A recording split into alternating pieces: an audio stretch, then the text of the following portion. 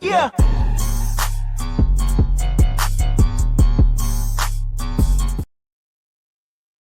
Hello, everyone. Please hit the button, like, and subscribe so we can continue doing this. Frankly, I'm just doing this to get some of my feelings out about this, everything that's going on right now. Um, I work in manufacturing industry, and um, I've been in manufacturing my entire life.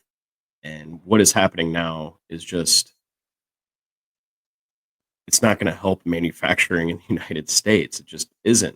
We need, I mean, if you want to jumpstart manufacturing in the United States, you don't tariff every other nation on earth. You start by investing in manufacturing. Do what the Chinese do, massive loans. Do what the CHIPS Act did, massive loans, low cost, risk free. If there's one thing I do feel in the government just absolutely needs to be abolished or reformed, it's the Small Business Administration. I mean, that is supposed to be to generate small businesses in the United States, and it doesn't do that. Um, that's a whole nother topic for a whole nother video. What has truly bothered me, and it started in a little bit with my previous video, is Howard Lutnick. And the reason is because I've seen so many videos of this guy from 9/11 and post 9/11, and we all know about the Cantor Fitzgerald tragedy. He lost 600 employees, most of their workforce, um, and just an amazing effort to restore what they did. I mean, they set up an entire trading firm in his house. They trained traders in London from their London office to do U.S. Treasuries and bonds and bond swaps, and it's just an amazing story. But I guess with everything, you shouldn't take, may you will live long enough to see your heroes fall, sort of thing. Um, you know, Lutnick is out here championing what's occurring right now. Um, we've probably all heard. I know a lot of YouTubers have used the clip of, well, if my mom missed a social security payment, she wouldn't be upset. She'd just wait for it for the next month. Well, not everybody's moms can do that, Lutnick. I mean, there was a time I think you got it. It penetrated that bald dome of yours. But now, I mean, let's face it, dude. Your dad started the company. You then ran it. Now the third generation, 27 and 28-year-olds are running a multi-billion-dollar trading firm on Wall Street. And you're going on air and telling the rest of us to suck it up. And maybe, just maybe, in the hopes that one day we'll be able to get a great job repairing the robots that put in tiny screws into phones. Like I said in the previous video, there were children taping pennies to postcards to give to you for your employees' families. And in the hopes that maybe it was going to be a small measure of comfort in a terrible time. The entire nation came together and rallied around you and your story and the tragedy of Cantor Fitzgerald after 9/11. I mean, I was in my early 20s. I remember it. And I've seen all the videos, and you're semi fake crying on. I don't want to say it's fake crying. I will say, I mean, I think with the Murdaugh trial and everything else, we've kind of come to a conclusion of what real crying versus fake crying looks at. And if we don't, we have things like the behavior panel and other experts to tell us. Um,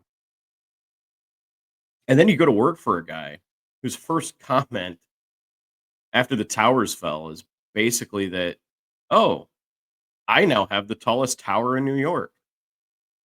And you're his henchman. You're his little gopher. You're his little, you know, dancing marionette on a string.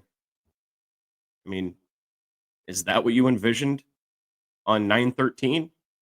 You got that JP Morgan loan that kept your business afloat. Um, so maybe your mom will be fine if she misses a social security payment. There's a lot of mothers out there that won't. There's a lot of kids who can't afford to help their mothers, and they need Medicaid, and they need Medicare, and they need Social Security. Well, maybe their kids could help them. Oh, but wait, you're in the process of crashing the economy, so those kids can't help their mothers when they can't have Social Security and Medicare and Medicaid, which you're signing on board to cut. So again, what happened to you, dude? This is just 13 years ago. And I get it. You want to jumpstart American manufacturing and everything else. You're a Nepo baby, dude. Have you ever worked in a plant? Have you ever set up a supply chain? Have you ever done anything of what you want to subject the rest of us to? I mean, it's not easy. If it was, maybe your kids could have done it rather than be gifted a multi-billion-dollar trading firm. I mean, look at America now, and you see the state of the economy, you see the unemployment figures and so on. You see a real crisis enveloping your country.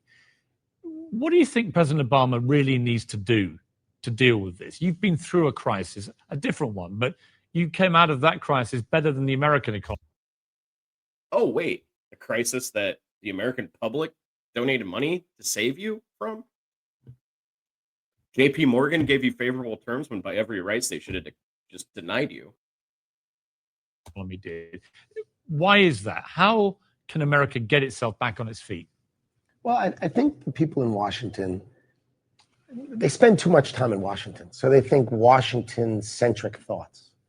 I used to live in London in June, July, and August because I didn't want to be so American. I felt, you had to vote with your feet and you had to be more international. So Washington is... You mean international, like putting tariffs on every other country on earth?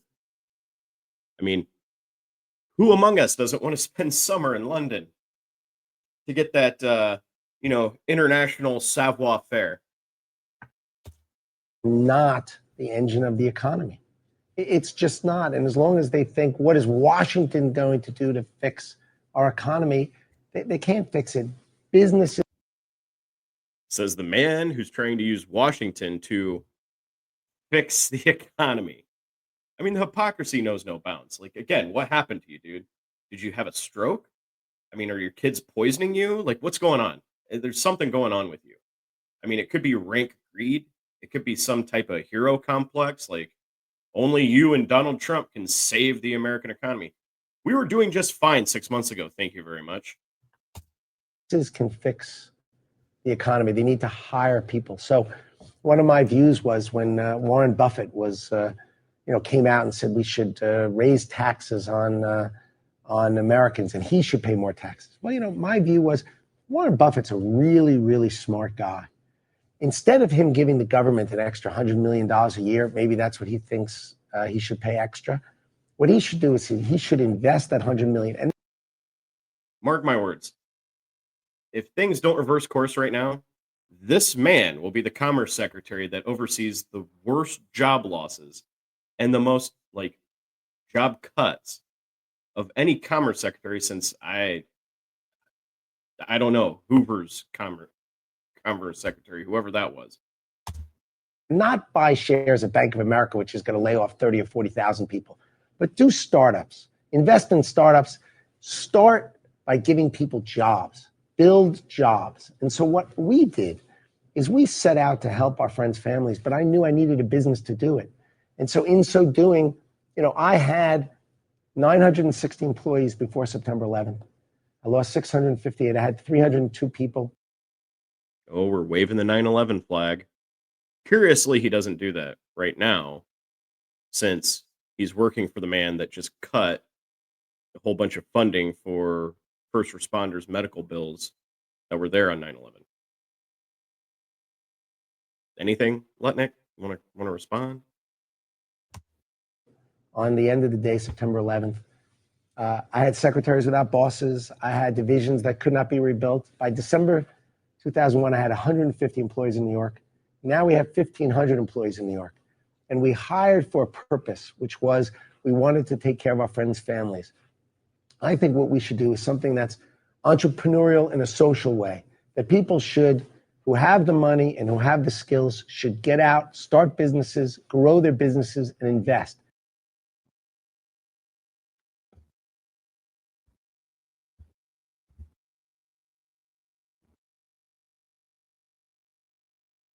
I'm not going to lie. That sounds like a good thing.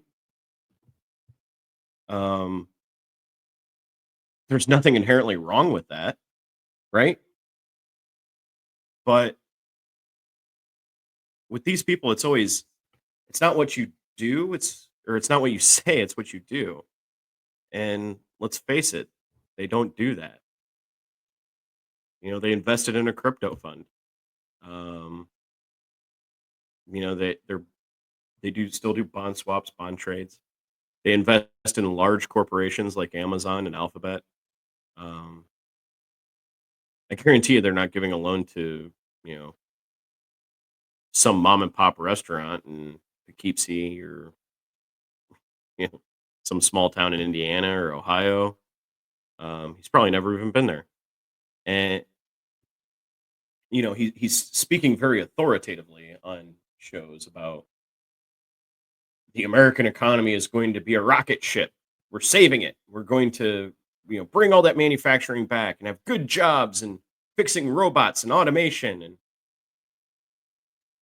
where are we going to get? I mean, we were at full employment 6 months ago. Where are we going to get those workers? You're deporting all of them. Let's face it, Americans don't want to do those jobs. So in order to fulfill his own wish, he has to make us all unemployed so that we're desperate for those jobs. That's the ticket. We'll tank the economy, get everyone fired, destroy a ton of businesses and livelihoods, and then we can bring back American manufacturing. It just doesn't seem like a very smart plan from some people who should be smart, right? So that's concerning. These are the people that are driving this thing. So then if these are smart people not doing smart things, why are they doing what they're doing? There's got to be a reason behind it. I mean, usually the thing is follow the money. I mean, the economy tanks, people run to bonds. Cantor Fitzgerald does bonds. Ergo, a tanking Wall Street is a benefit to Cantor Fitzgerald. I think they thought that a tanking economy would boost crypto, which is why they invested in crypto. But it doesn't seem to be that way. I mean, it would appear that Bitcoin is pretty much tied to the dollar and the U.S. economy, because crypto is having a complete sell-off too. So now here we are. I just think it's important to see the people behind Donald Trump, because let's face it, the Supreme Court gave him immunity. There's really nothing we can do to Donald Trump, but the people around him, and I would argue, are manipulating and controlling his actions. They're the ones whose motives we need to question. They're the ones who have consequences at stake in the game. So let's bring it out. I mean, oh yeah. In looking at this and pulling up some things for this video, I saw Trump appointed his wife to the board of directors of the Kennedy Center. I mean, this seems like I'm sure she has a bunch of merit. I mean, this is total meritocracy now, right? So I'm sure she's done something in her past related to music and the performing arts that would lead her to be qualified for the board position.